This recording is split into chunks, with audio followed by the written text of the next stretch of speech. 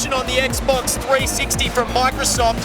Peter Moore is your man. Now, Daniel has managed to nab himself an exclusive demonstration of the system. He's chilling with the guy on the couch right now. Let's cross to it.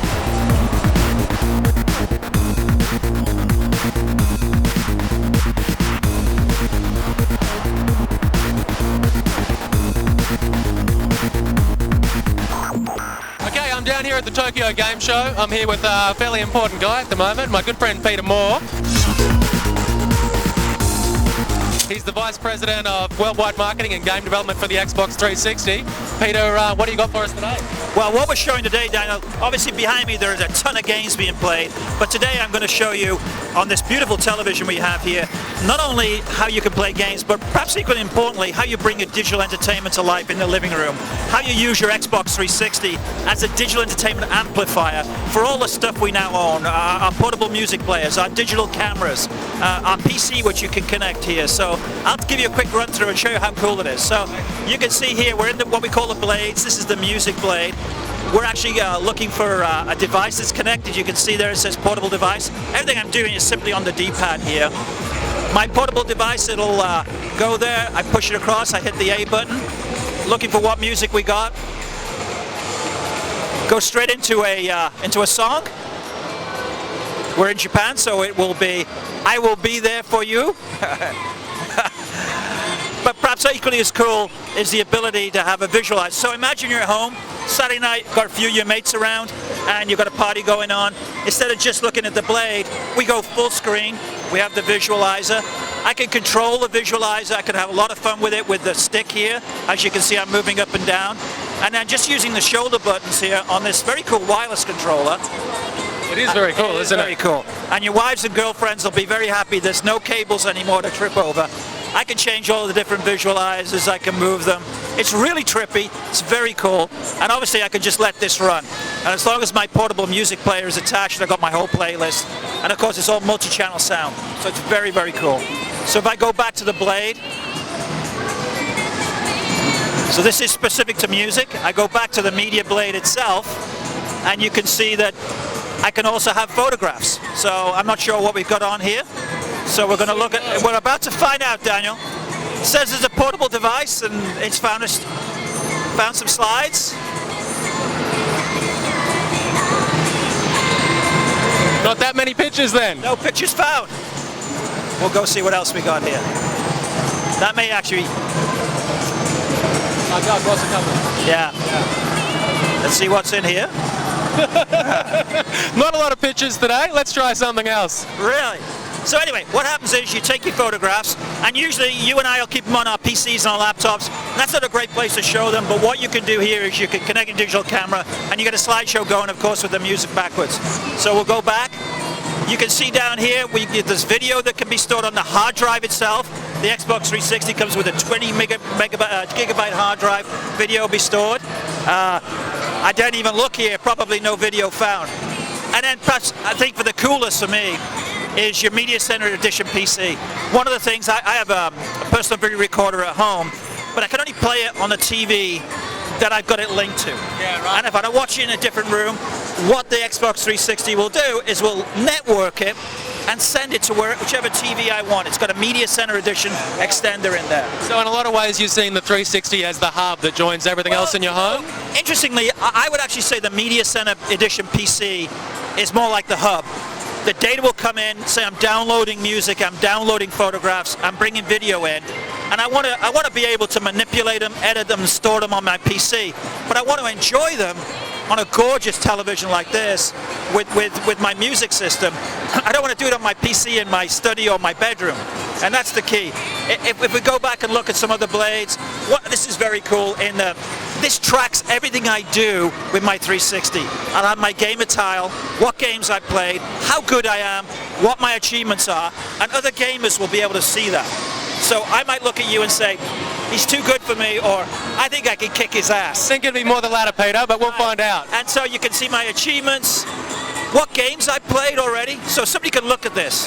I could go into arcade, look at very simple fun games. We can actually now deliver demos of games in real time to the gamer. So if there's a game coming out next week and there's a demo available from ourselves or EA or Activision, that demo can be delivered directly to the 360 and I can play it right here. And then trailers. The other thing is game trailers that are not necessarily interactive, but the beautiful videos we all see here today, we can actually then give you those for free, put them on there, and then you can make your buying decision because of that. It's all very cool stuff. Xbox Live, of course, the cornerstone. You've got messages, so you can send me a message, a voice message. I get home, I check in. Hey, it's Daniel, you want to play Halo 2 tonight? I'll send you a voice message back. So it's like an inbox. Who all my friends are, linked directly. And I can go to Marketplace. I can download new levels of games. I can buy cars for Forza or Project Gotham Racing 2. Tons of stuff. And that's done through a point system. And of course, all of this goes through Xbox Live itself. So it's all very cool stuff. If I go back in here, the system itself as well, the console settings, it can do the way it's displayed, the audio, family settings, who in my family I want to allow to play particular games, I'm in control of that. And so will different family members have their own login for that? Yeah. So at home, I have a 19-year-old boy and a 13-year-old girl. They don't play the same games. They don't watch the same movies. So I create a password that they log in on, and my daughter cannot access the same things my son can. That puts me in control, and it makes me feel comfortable that, quite frankly, my daughter isn't playing games or seeing movies that I don't think are appropriate. What computers are linked, Windows XP or Media Center D, and of course this is the initial setup when you get in there, how you set it all up. So on top of all the great games you see here, this is all added bonus stuff, and it really is cool. And of course the wireless controller, the ability for you to actually turn on and off. The only exercise some of us used to get was getting up and turning on the console. Now I just sit here and I touch it and it's gone. So I'm going to get even fatter, Peter. Unfortunately, mate, that's the way it's going to be. Can you tell me what are the launch games slated for the US? What are we going to see? Well, certainly in the United States right now, we're looking at the period of launch date, which we announced is November 22nd, the week of Thanksgiving.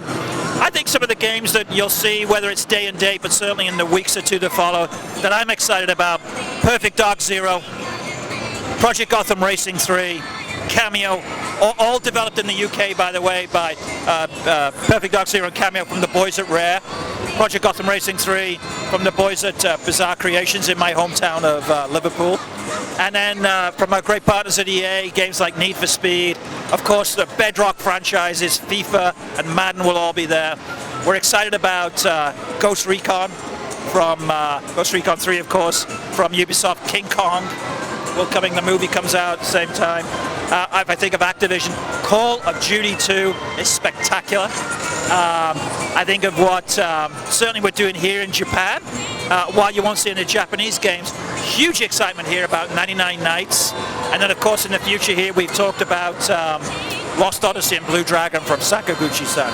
So tons of games, every genre is covered. And not only day one, but when we look at what's coming week after week after week, I think that's going to be the important thing. We couldn't be more excited. So, Peter, one of the things that I think a lot of people would be interested in is we're going to have amazing sound, we're going to have amazing visuals. There's no question that they've hit a huge peak at the moment in terms of quality. What are Microsoft doing to make sure that the actual gameplay is as strong as the way it looks and sounds? Well, I think there's a number of things. You're exactly right. Every Xbox 360 game will be 720p. It will play in 16:9 aspect ratio widescreen. It'll be at least 5.1 multi-channel sound.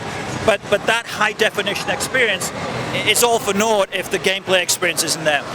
I think of Xbox Live as innovation. When I think of Perfect Dark Zero, for example, now 32 people can play Perfect Dark Zero in the same game environment.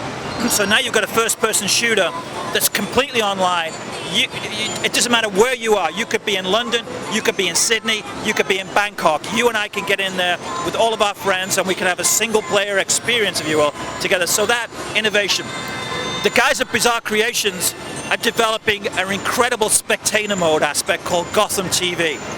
And it may well be that I get Project Gotham Racing 3, I look at the streets of Tokyo, and I want to watch two expert racers. Probably two guys from Tokyo playing the game. I live in Seattle. I simply log into Gotham TV, I sit back on the couch, and I watch two guys from Tokyo racing the streets, and I learn from the experience. Then you and I can go play on Gotham TV. We can watch it. Then I can do, as we did in original Project Gotham, you may not be online, but I can run my best lap and put up a ghost on there, and then you can come home and then you race against my ghost. So spectator mode, again, is a very cool way of really, A, teaching you the game, making the game less intimidating, and as well, think of the opportunities for now huge competitions in which, let's say, 100,000 people start and play a 6-month racing tournament, and it all comes down to the last 2 guys. But the other 99,998 people can log in and watch. That's going to be exciting. So those are the things we really get excited about. Another thing, Peter, that I think people have been wondering about is the silver and the gold membership with the Live. Can you break that down a little bit for us? In the current generation of Xbox, if there was a barrier for a lot of people, it was the ability to have to use a credit card to at least register to go online. We've removed that. And perhaps more importantly, we've given the opportunity to gamers who don't necessarily upfront want to spend money to go online and interact with other people by having a free tier service which we call Silver. Now, you won't be able to play multiplayer games on that. You have to step up to the gold level of service. But if you want to go online, access Marketplace, you and I talk, use voice chat, post your creds, your achievements up there, that's all free.